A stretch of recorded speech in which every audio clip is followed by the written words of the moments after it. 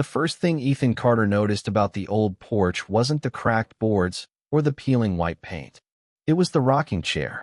Every afternoon at precisely 4:30, it creaked back and forth with the same slow rhythm while Margaret Whitmore sat wrapped in a faded blue cardigan, a paperback novel resting unopened in her lap. She rarely turned a page. Most days she simply watched the quiet street in the small town of Ashford Ridge, where children rode bicycles until sunset and neighbors still waved from pickup trucks. Ethan had lived next door for almost 3 years, yet they had exchanged little more than polite greetings. Everyone knew Margaret was the widow of Harold Whitmore, the retired firefighter who had died 4 winters earlier after a long illness. Since then, her once beautiful Victorian home seemed to age alongside her. Flowers no longer bloomed beneath the porch railing. The mailbox leaned slightly to one side, and the wooden steps groaned louder each season. Ethan noticed those things because construction was how he made a living. Broken things caught his eye. He repaired homes across the county, but somehow the one directly beside his own had remained untouched. Perhaps because some things felt too personal to offer. One windy Saturday morning, while carrying lumber into his garage, he heard a sharp crack followed by an unmistakable gasp. Dropping the boards, he looked toward Margaret's porch just in time to see one of the railing posts snap beneath her hand. She caught herself before falling, but the expression on her face wasn't fear. It was frustration, the quiet kind that comes from realizing another piece of life has become harder than it should be. Ethan crossed the yard without thinking. "Are you all right?" he asked. Margaret looked embarrassed more than anything. "Apparently this porch has decided it has retired before I have." Ethan knelt beside the broken railing, pressing gently against the weathered wood. It crumbled beneath his fingers. "This isn't safe." She sighed softly. "I know. How long has it been like this?" "Long enough for my son to promise he'd come fix it." She smiled, though sadness lingered beneath it. "He's been promising since Easter." Ethan nodded. He had heard enough about grown children living busy lives in cities hundreds of miles away. Sometimes absence wasn't cruelty. It was simply distance wrapped inside obligation. "I can fix it," he said. Margaret immediately shook her head. "Oh no, I couldn't possibly ask that." "You didn't. People don't work for free, Ethan." He smiled. "Good thing I'm not working." She looked confused. "I'm helping my neighbor." For a long moment, she studied his face as though searching for the hidden condition that usually followed kindness. There wasn't one. Finally, she laughed. A genuine laugh that sounded as though it hadn't visited the porch in months. "You're stubborn. Occupational hazard." She opened the front door. "At least let me make you coffee." Ethan grinned. "Now we're negotiating." By noon, broken boards had been removed, new support beams measured, and fresh lumber stacked neatly beside the house. Margaret watched from the kitchen window while preparing sandwiches neither of them admitted they were looking forward to. Conversation came easier than either expected. She spoke about Harold, about raising 2 children in that very house, about Christmas mornings when the porch overflowed with bicycles and wrapping paper. Ethan shared stories of growing up with his grandfather, the carpenter who taught him that every home carried memories inside its walls. "He used to tell me," Ethan said while tightening a bolt, "if you fix a person's house, be careful. You're really repairing pieces of their life." Margaret became unusually quiet. After several moments, she whispered, "Your grandfather sounds like a wise man."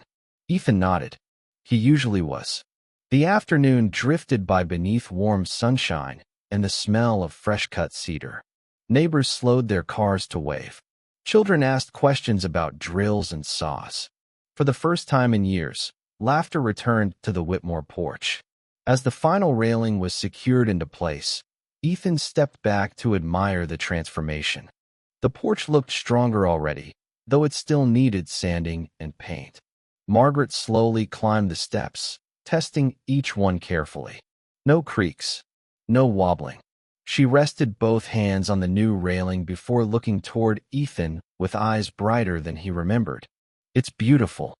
"Not yet." Looks beautiful to me.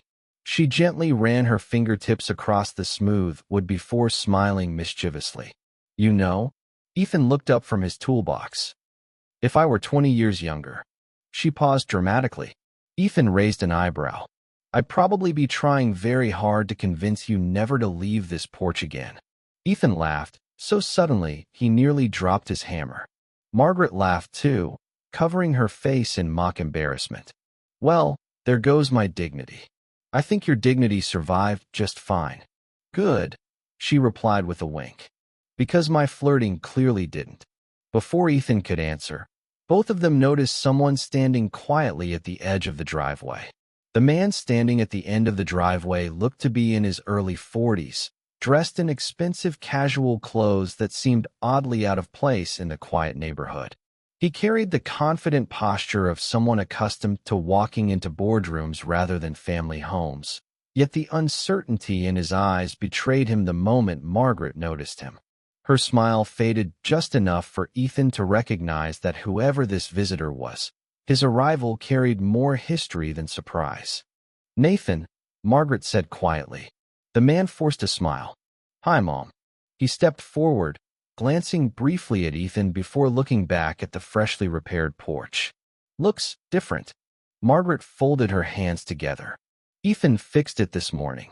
Nathan extended a polite hand toward Ethan. Nathan Whitmore.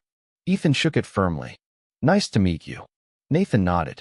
I've been meaning to get over here and take care of this myself. Margaret answered gently rather than critically.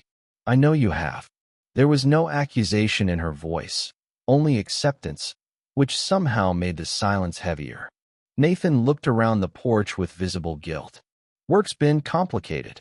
Ethan had heard that sentence countless times while renovating homes for families who barely saw one another anymore. Sometimes it was true. Sometimes it was simply easier than saying, I didn't make time. Margaret rescued her son from further explanation. Would you both come inside? I made more sandwiches than one person could possibly eat. Nathan smiled gratefully. I'd like that.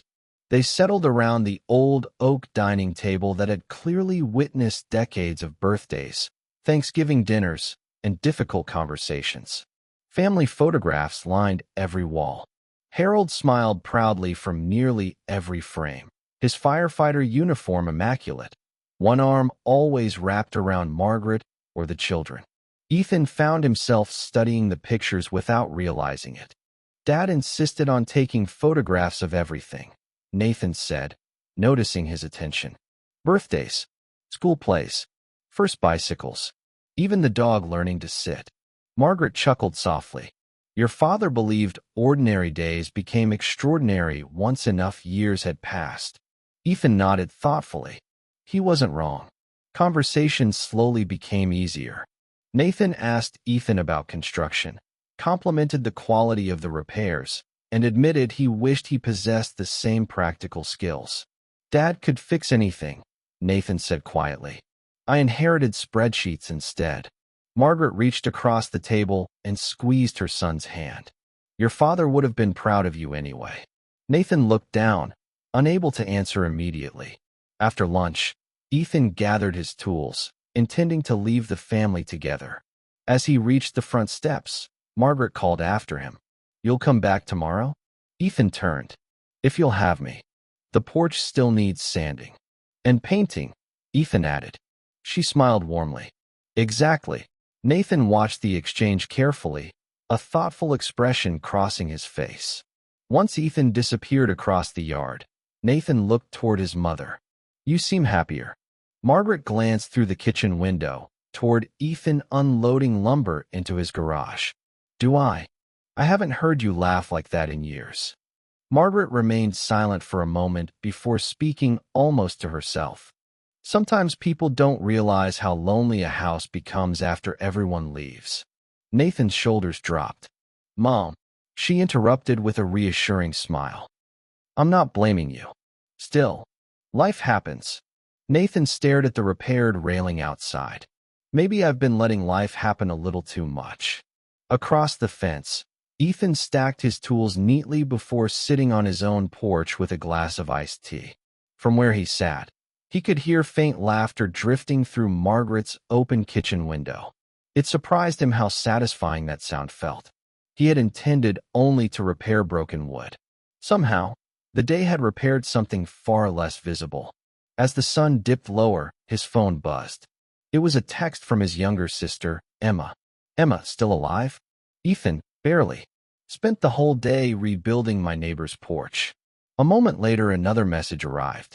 Emma, the widowed neighbor you always wave to? Ethan smiled. Ethan, yeah. Her reply came almost instantly. Emma, careful. That's exactly how Hallmark movies start. Ethan laughed aloud, shaking his head before typing. Ethan, it's just a porch. He pressed send, but even as the message disappeared, his eyes drifted back toward Margaret's house, where she stood on the newly repaired porch, gently rocking in her favorite chair, smiling more peacefully than he had ever seen. For the first time in a long while, neither of them realized that fixing the porch had only been the beginning. If you're already enjoying this emotional journey, don't forget to subscribe to Velvet Hearts X for more heartfelt romance stories filled with unforgettable characters, second chances, and cinematic storytelling.